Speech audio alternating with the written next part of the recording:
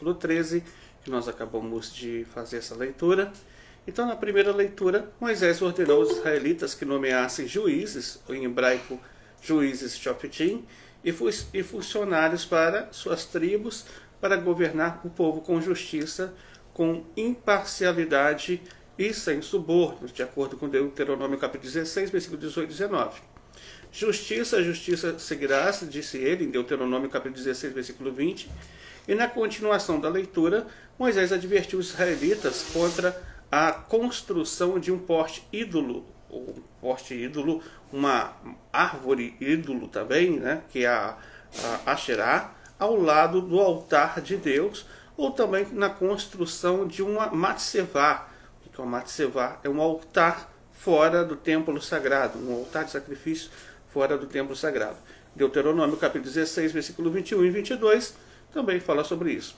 Na continuação da leitura, então Moisés advertiu os israelitas contra o corban, sacrifício de um boi ou ovelha com qualquer distúrbio congênito grave, de acordo com Deuteronômio capítulo 17, versículo 1, onde você pode ler isso.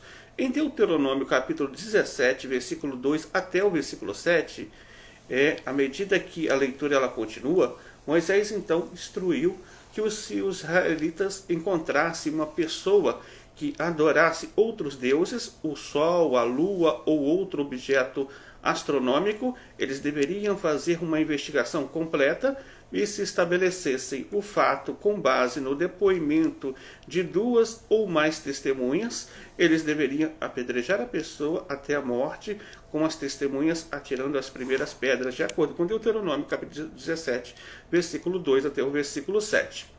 Deuteronômio capítulo 17, versículo 8 ao versículo 11, na continuação da leitura, então Moisés ele ensina que se um caso legal se mostrasse muito desconcertante para os israelitas decidirem, eles deveriam ir imediatamente ao local onde o santuário estava localizado, comparecer perante os Coanim, os sacerdotes, ou o juiz responsável, e apresentar o seu problema e executar qualquer veredito que fosse anunciado ali dentro da leitura de hoje.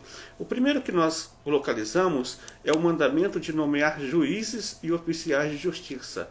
Estabelecer tribunais de justiça é inclusive um mandamento que nós, os não-judeus, também temos a respeito disso. Porém, as fontes para um e para outro são versículo 4, versículo 5, versículo 6, a respeito da ordem dada a Noa anteriormente, a respeito disso. Que a gente vai estar abordando daqui um pouquinho.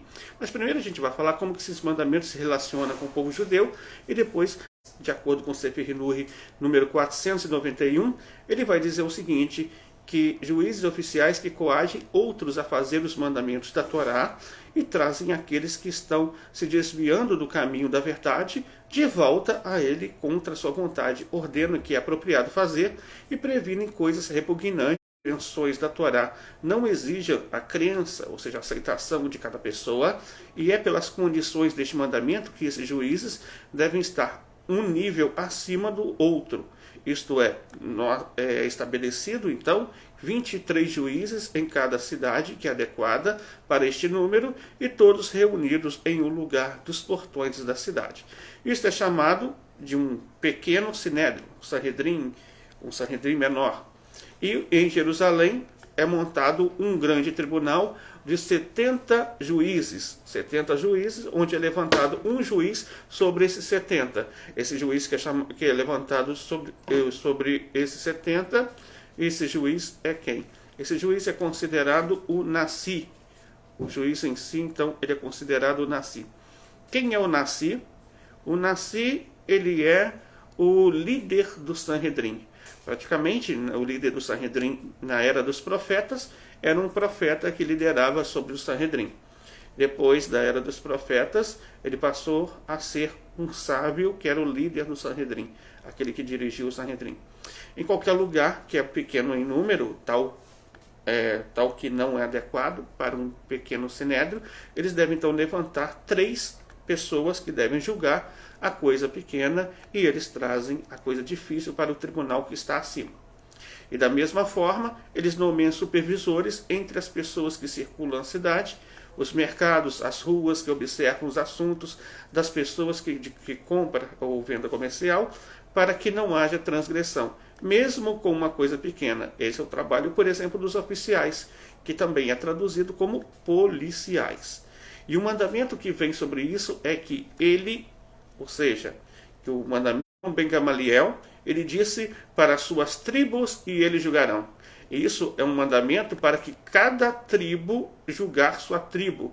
E eles julgarão o povo contra a vontade deles, ou seja, contra a vontade deles seria sobre coerção, né, o julgamento, uma vez que a pessoa é um infrator, ele os caminhos da integridade, os caminhos da imoná, os caminhos da fé, escolhe um bem, o bem se apegará a elas e Deus se alegrará muito de suas criaturas.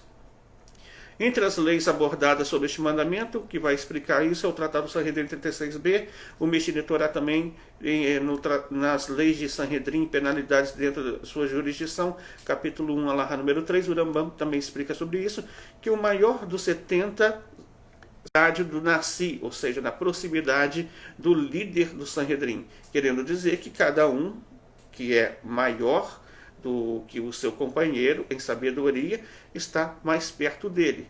E os que são iguais em sabedoria vão de acordo com o número de anos. E todos eles sentam-se em um semicírculo feito como metade de uma eira redonda para que todos se vissem praticamente. Então, os tribunais a respeito dos judeus, eles são sempre tribunais coletivos.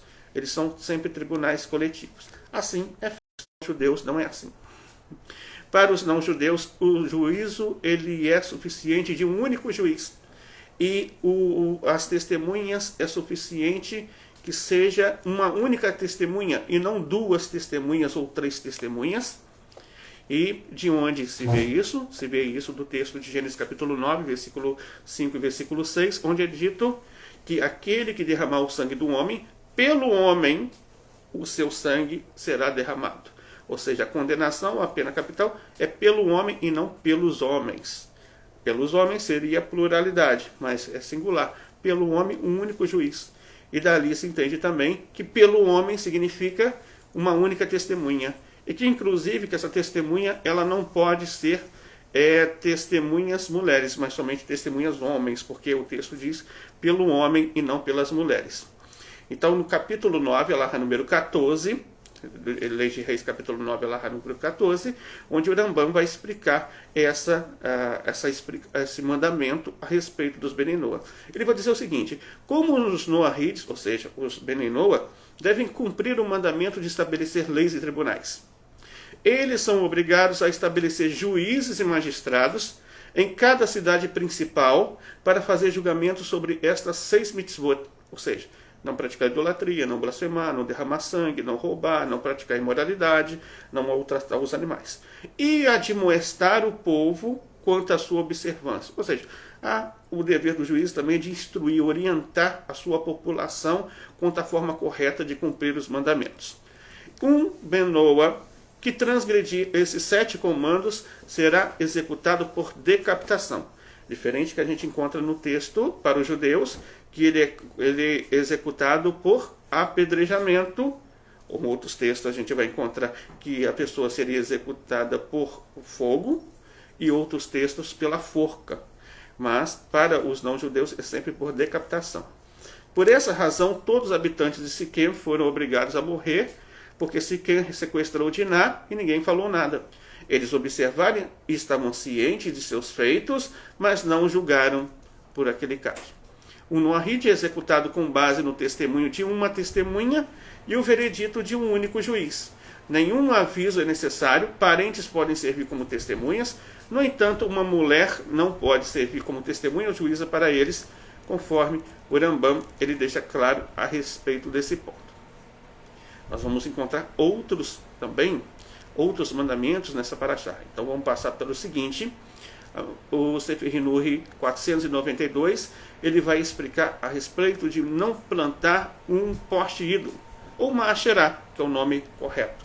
O que é uma asherá? É uma árvore que simboliza algum tipo de culto, algum tipo de rito, uma árvore consagrada para um tipo de religiosidade. Seria isso. É totalmente proibido. Da onde nós encontramos isso? Deuteronômio capítulo 16, versículo 21.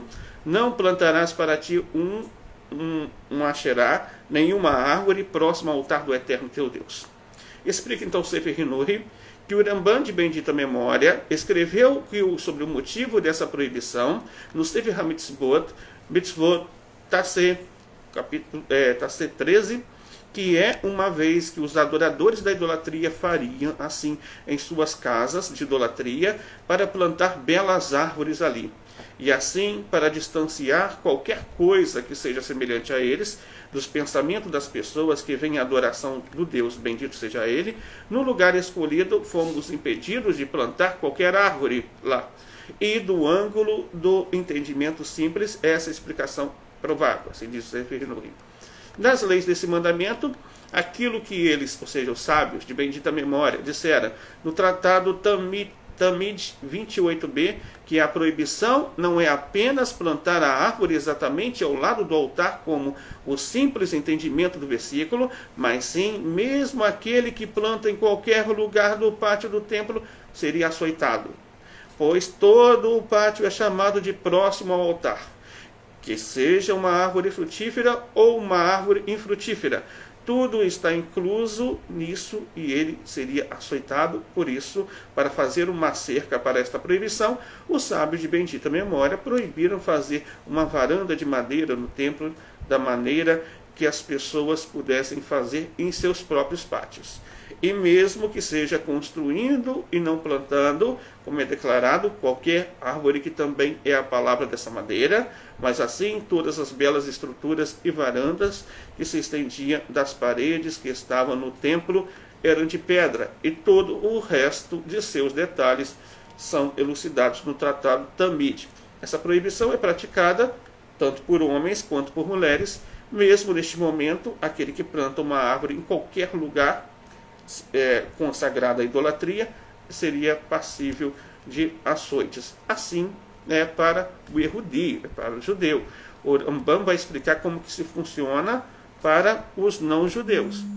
Lá no capítulo 9, na Alahá número 4, capítulo 9, então, na Alahá número 4, Lei de Reis, capítulo 9, Alahá número 4, o Rambam, ele vai explicar da seguinte forma. Ele vai dizer que nós somos proibidos, né? Não é Alahá número 4, é Alahá número 2, né? Na Alahá número 2, Benoa que adora falsos deuses é responsável, desde que o adora de uma maneira aceitável, ou seja, uma maneira praticada por aquela religião idólatra. Não-judeu é executado por todo tipo de adoração estrangeira, ou seja, de qualquer culto idólatra, que um tribunal judaico consideraria digno de pena capital um judeu. Como a gente viu, a pena aqui nesse caso seria por açoite. Então isso significa que quem fizesse uma árvore ídolo, né, uma Asherá, não receberia uma pena capital na época dos tribunais. Mesmo um não-judeu, ele receberia, o judeu recebe um açoites, o não-judeu não tem pena de açoites, então ele receberia uma punição pelas mãos dos céus. Mesmo na época dos tribunais, ainda mais hoje, onde todas as punições são pelas mãos dos céus, hoje em dia. No entanto, um não-judeu não é executado por um tipo de adoração estrangeira, ou seja, de idolatria, que um tribunal judaico não consideraria digno de pena capital. No entanto, embora um não-judeu não seja executado por essas formas de adoração, ele é proibido de se envolver em todas elas. Então daqui nós aprendemos que somos proibidos de qualquer forma de idolatria. E aí o Rambam continua: não devemos permitir que eles ergam um monumento, uma matsevá, ou plantem uma asherá, ou façam imagem e coisas do gênero, mesmo que sejam apenas por causa da ornamentação. Então daqui nós sabemos que nós somos proibidos também de fazer uma árvore ídolo, ou um poste ídolo, ou como queiram chamar, nós chamamos isso de asherá na linguagem da Torá. A respeito disso, o texto então de hoje ele vai abordar mais alguns mandamentos. E a gente vai ter o mandamento de não erguer uma matsevá, tanto para o Yehudi quanto para o não-judeu, tanto para o judeu quanto para o não-judeu. Isso para a gente entra numa ramificação nas leis de idolatria. a respeito disso, não ergueu uma matzevá em nenhum lugar, e sobre isso é declarado em Deuteronômio 16, 22, e não erguerás para ti uma matzevá que o eterno teu Deus odeia. O que é uma matzevá? Uma matzevá é qualquer tipo de altar, seja de terra, de pedra, de qualquer material que for, que não esteja no templo sagrado. É uma proibição de erguer qualquer tipo de altar, tá? Qualquer forma de altar, qualquer forma de dedicação de altar, mesmo que seja o verdadeiro Deus, seria uma proibição a respeito disso. Mesmo que seja o verdadeiro Deus. É totalmente proibido. Quando eu falo altar, estou falando altar. Não estou falando, por exemplo, uma sinagoga não tem um altar. Tá? Uma sinagoga é um centro de estudo. Ou então, por exemplo, quando você tem um centro Benenoa, não é um altar. Um centro Benenoa é um local de estudo. Ele não é um templo religioso dos moldes do judaísmo. Então, por si só, ali, por não ter um altar, não seria uma transgressão em Meca, né, se posicionando para a Caaba. A Caaba seria uma proibição, seria uma pedra praticamente para esse fim de matzevá aqui. É uma proibição.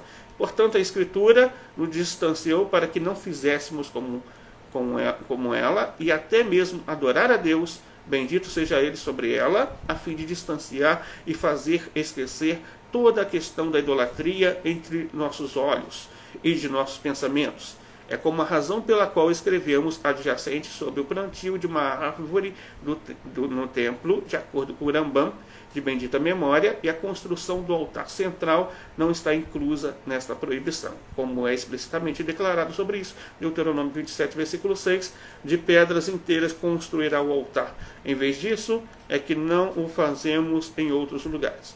As leis desses mandamentos são curtas, assim explica o Sefer Hinurg, e essa proibição é praticada em todos os lugares, em todos os momentos, por homens e mulheres, e aquele que transgride uma matzevá com a intenção de adorar ela, até mesmo a Deus, abençoado seja Deus, ele seria passível então de açoites. Como essa pessoa seria passível de açoites, por si só, ele estaria então praticamente um não-judeu que praticasse isso não recebe pena de açoite, então não receberia uma pena sobre essa prática aqui. A esse respeito também, Ilhot Melahim, Leis de Reis, ele vai explicar que nós somos proibidos também. No capítulo 9, lá número 2, o Rambam diz, olha, não devemos permitir que eles, ou seja, eles aqui no caso somos nós, né? Ou seja, os não-judeus, ergam um monumento, ou seja, ergam a matzevá, um monumento. Então seria proibido também para nós a este respeito. Além disso, a paraxá de hoje, então, ela vai nomear alguns outros tipos de mandamentos. Como eu estou falando e relatando os mandamentos que são pertinentes a nós, os não-judeus, tem um mandamento aqui, por exemplo, na paraxá de hoje, que é não oferecer um sacrifício de um animal com uma mancha temporária. Por si só, isso não é um mandamento pertinente para nós, é um mandamento que só seria oferecido pela tribo de Levi, pelo sacerdote, pelos Koanim.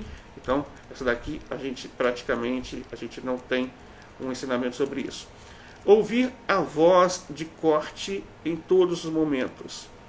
Por exemplo, seria também algo que teria, mas a gente também não aborda sobre esse ponto.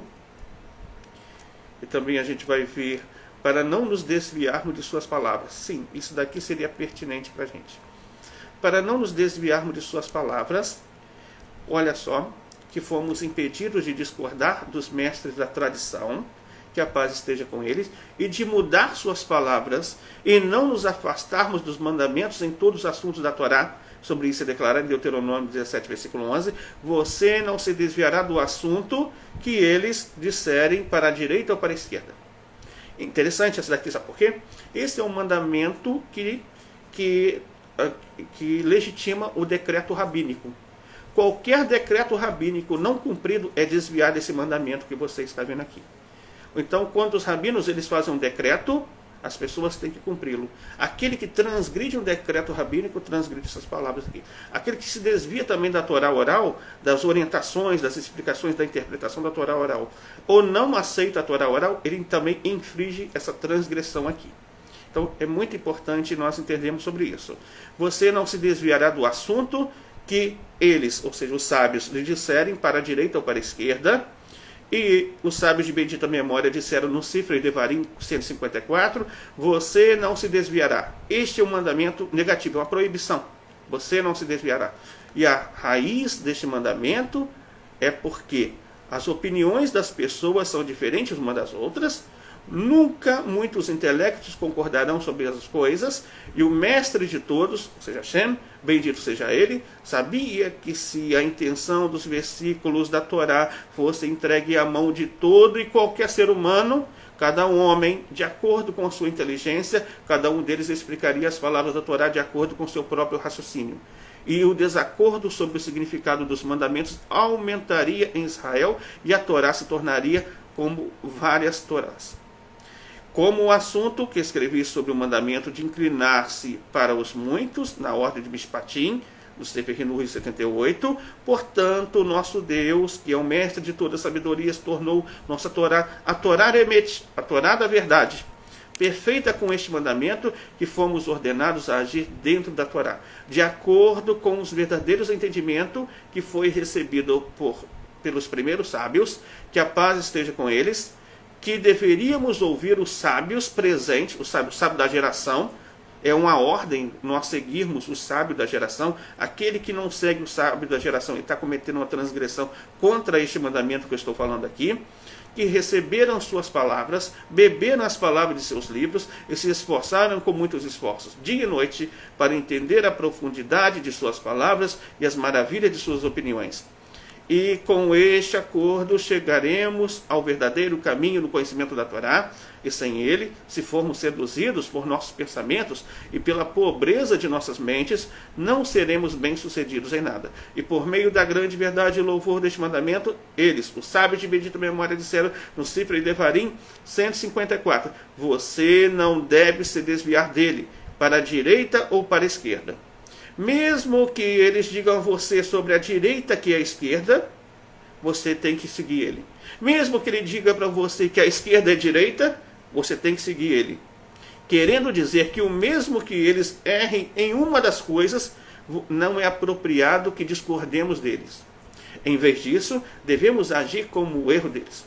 E é melhor sofrer um erro e tudo ser entregue com sua constante e boa opinião, e não que cada um vá de acordo com a sua própria opinião. Como com o último haveria destruição, dissensão no coração do povo e perda total.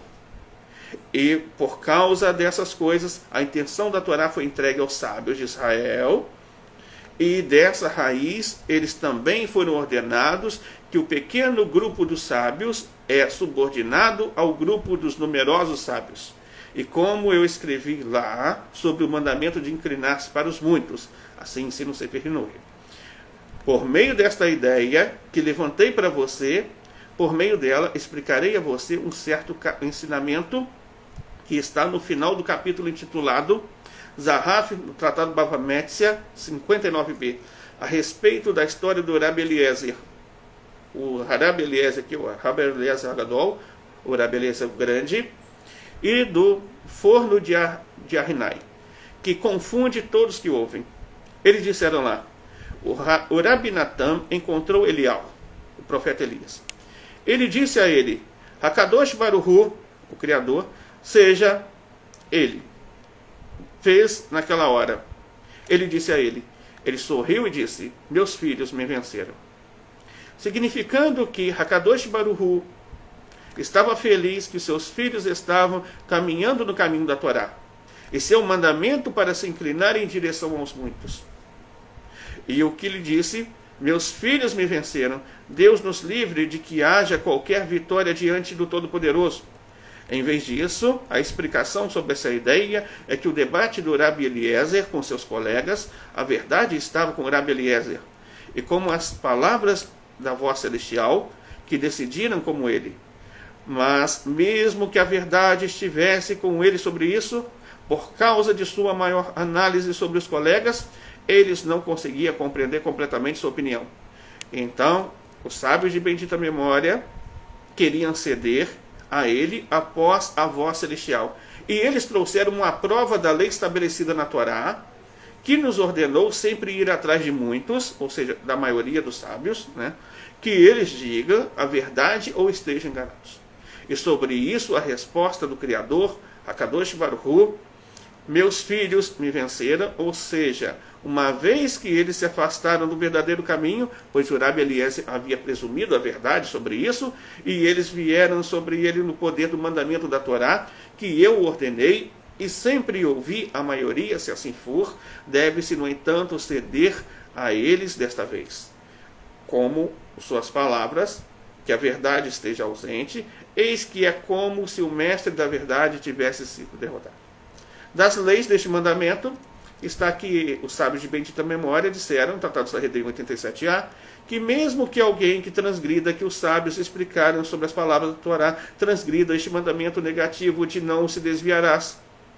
No entanto, o homem não tem a designação de um juiz rebelde conhecido na Guemará, no final do Tratado Sanhedrin 89a, que é responsável pela pena capital. Então daqui a gente aprende que nós devemos escutar sempre os sábios de cada geração, o sábio daquela geração, a gente sempre deve atender. Mesmo que ele diga que direita é esquerda, que esquerda é direita. Ou seja, quem acredita na Torá escrita, mas não acredita na Torá oral, transgride esse mandamento. Quem não segue uma orientação dos Rabanim ou dos sábios a esse respeito também, transgride esse mandamento. Ou mesmo quem, por exemplo, acha que pode interpretar a Torá sozinha e não interpreta a Torá com os textos, as fontes sagradas, acaba transgredindo também este mandamento. Esse mandamento é o que estipula a legalidade de poder, então, emitir os decretos que acontecem. Aliás, a respeito disso, de seguir os sábios da geração, hoje, por exemplo, nós estamos, então, com uma breve reflexão do Rebbe de Lubavitch, que é o líder da nossa geração. Moisés instruiu o povo judeu: vocês devem nomear juízes e xerifes para si mesmos em todas as suas cidades. Deuteronômio 16:18. A palavra hebraica para cidades usada aqui é xerehá, significa literalmente portões. Os portões de nossos corpos são nossos ouvidos, nossos olhos, nosso nariz e nossa boca, através dos quais estímulos do mundo externo entram em nossos corpos e em nosso mundo pessoal. Este versículo, portanto, exige que estacionemos juízes e xerifes para proteger esses portões, como a intrusão de quaisquer estímulos que possam ser prejudiciais para a nossa saúde espiritual. Por meio do estudo da Torá, aprendemos quais influências são benéficas e, portanto, permitidas, e quais são prejudiciais e, portanto, proibidas. O trabalho do xerife é fazer cumprir as decisões proferidas pelo juiz. Nossos xerifes internos são as técnicas que cada um de nós precisa cultivar para combater as vozes dentro de nós, que compõem as decisões de nossos juízes internos. Assim, em relação ao futuro messiânico, Deus apenas promete restaurar esses juízes, como nos tempos antigos, mas não xerifes. No futuro messiânico, a negatividade não terá poder sobre nós. Então, não haverá necessidade de medida de proteção para garantir que sigamos a vontade de Deus. Então, o que o Rebbe está falando aqui? O Rebbe está dizendo: olha, você tem guardas no seu corpo humano. Você tem os seus olhos, você tem os seus ouvidos, você tem as suas bocas. Então você tem que usar os seus sentidos de uma forma que seja conectado com o Criador. Você deve aprimorar os seus sentidos. Você deve treinar os seus olhos para que não possam ver qualquer coisa negativa. Você tem que treinar sua boca para que não possa falar coisas negativas. Você tem que treinar o seu ouvido para que não possa também ouvir coisas negativas. Ou seja, uma vez que você tem o costume, por exemplo, de ouvir Lashon Hará, e você, Lashon Hará é maledicência, né? E você, por exemplo, se dá a ouvir muita Lashon Hará, muita maledicência, você pode, então, estar utilizando os seus juízes, seus xerifes de maneira inadequada. Então o Rebbe fala: olha, nós temos que treinar os nossos sentidos. E, melhor do que isso, ele fala ainda que isso é agora. Isso é uma coisa que você tem que fazer hoje. não é algo para o futuro. Porque no futuro, na era messiânica, não vai ter mais Yetzer Hará. Não vai ter mais má inclinação. E se não terá mais má inclinação, você não precisa se preocupar com o que ou como utilizar isso. Mas se preocupe hoje. E faça a diferença nesse dia de hoje. Então, essa foi a explicação da leitura da Parashá de hoje. Baruch Hashem. Baruch Hashem. Baruch Hashem.